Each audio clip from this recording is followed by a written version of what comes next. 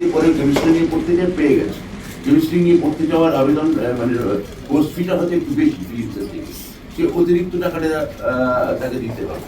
আবার কেমিস্ট্রি নিয়ে পড়ার জন্য ফিজিক্সের থেকে তার জন্য যদি কম করতে হয়, তাহলে টাকাটা তার অ্যাকাউন্টে আবার ব্যাক করিয়ে দেওয়া হবে। মানে একবার অ্যাডমিশন ফিস দিতে হবে, একটাই সিঙ্গেল অ্যাডমিশন।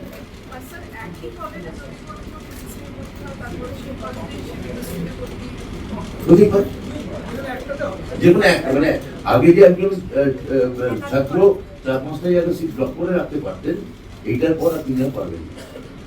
প্রেসিডেন্সিতে অ্যাডমিশন টেস্ট আছে 7 আর 8ই জুলাই। আপনাদের ফার্স্ট টপার ফেজ বন্ধ হয়ে যাচ্ছে 7ই জুলাই।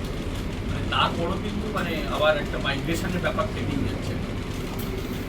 মানে কোথায় মাইগ্রেশন? মানে অন্যান্য কলেজ যারা পোর্টালের মধ্যে আছে আর ধরুন উনি এখানে ভর্তি হলেন, তার প্রেসিডেন্টের পরীক্ষা দিলেন, পেলেন, চলে যাবেন। সেকেন্ড ফেজ আর সেকেন্ড ফেজে আছে, সেকেন্ড ফেজ আবার উঠবে না। একটা প্রবলেম হয় এটা ক্র্যাশ করে, এই আপ টাইমটা কি দেখা আছে? সরি, আবার একবার বলুন। মানে প্রচুর যখন চাপ হয় অ্যাডমিশনে, জয়েন্টের রেজাল্ট বলুন বা যেটা হয় সেটা সার্টিন কোলাপসে। ও ক্র্যাশ করে যাওয়ার, সেটা আমরা বারবার মানে আমরা তো আমার তো মনে হয় আমরা ফুল প্রুফ এবং দেখেছি অভ্রান্ত আমার মনে হয়। হ্যাঁ, এটা 1 বছরের বেশি ধরে এটা করা হয়েছে।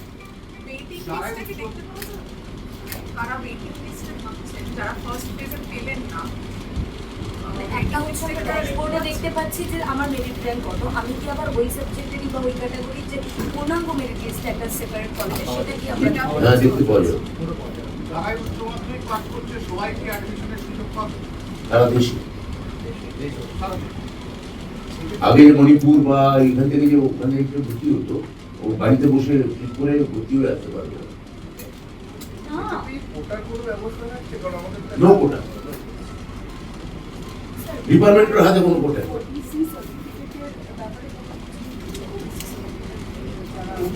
ওবিসি সংক্রান্ত বিষয়টা খুব পরিষ্কার, মাননীয় মুখ্যমন্ত্রী যেটা জানিয়েছেন, এই রায়টা আমরা মানছি না।